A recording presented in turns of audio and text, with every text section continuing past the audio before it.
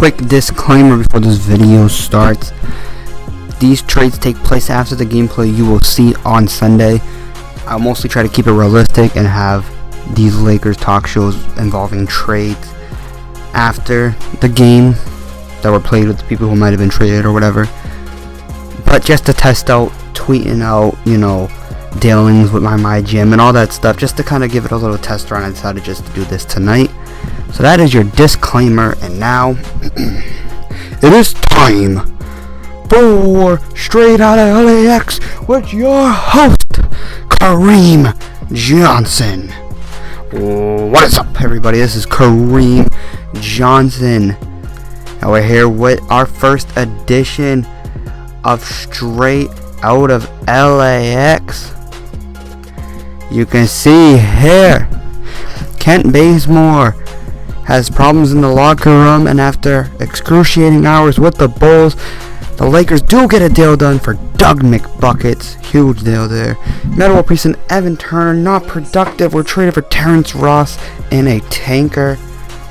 And later on, we go ahead and flip that tanker for a pick and another tanker. And straight after that, the Lakers flip the tanker, Anderson Varejao, and the Bulls' second round pick that they received with McDermott for Isaiah Cannon and Robert Mughal. And Robert Conv... Please trade that man. I cannot say his name. Anyways, what do I think about these trades? Metta World Peace might have been too soon. He's a good defender, but I see why they did it. Evan Turner, I see why they did it. Not performing to the levels expected of them. Doug McBuckets, that is a huge piece. And honestly, these Lakers might have just built a big three, potential-wise, in McBuckets, Russell, and Randall.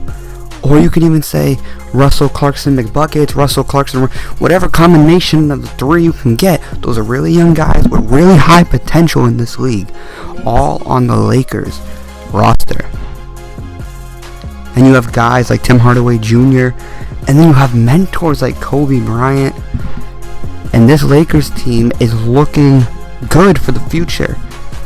But as of today, that is the question. Kobe Bryant is most likely facing his last season in the NBA, although not officially announced. It is highly believed. So the Lakers could go out and try to make a run for his 6th ring, or they could worry about the future. And that's what Kobe wants them to do. He does want them to focus on the future and focus on winning franchise. But the Lakers have always been known to pull tricks out of their sleeves, so we'll see what happens. And a little theory I have running here. Now, I'm not too familiar with the draft pick rules of the NBA, but I am pretty sure that if you have another team's draft pick, that draft pick rating is based, ranking, in the draft, is based on the team's record, not your record. So if I had the 76ers first round draft pick and they went 1-81, I'd most likely have like 70% chance at first round lottery, even though my record would say be 82-0, just for example. If that holds true, like I said, I do not know much about the rules of the draft picks, but if that holds true, the Lakers could potentially build a playoff contender and try to make a run for Kobe's 6th ring and still be able to build through the draft with their Minnesota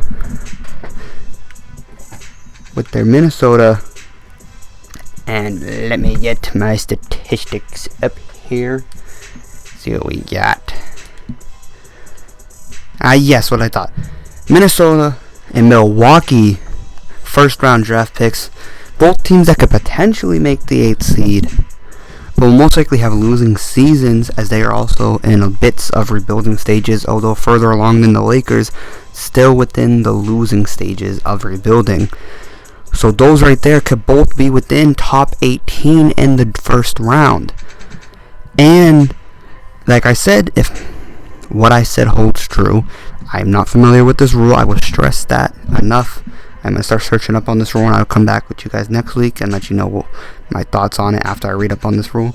But if what I say is true, the Lakers could potentially make a playoff run and still get a top 18 pick in the draft. Now, if I'm management, the new management, Jalen Betancourt, he said he's been a Kobe Bryant fan all his life, and he would love to get him his 6th ring, but it's all about the future right now. I understand that, but if you're listening to this show, you did hire me to do this show, so if you listen to it, take my advice.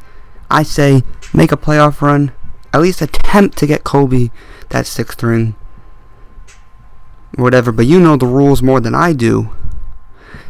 I'm just close friends with you. That's why you hired me to do this new show. And I love the Lakers. That's another reason you hired me. So you know the rules more than I do. Maybe I'm wrong. I'm pretty sure I'm right. It just makes sense that way.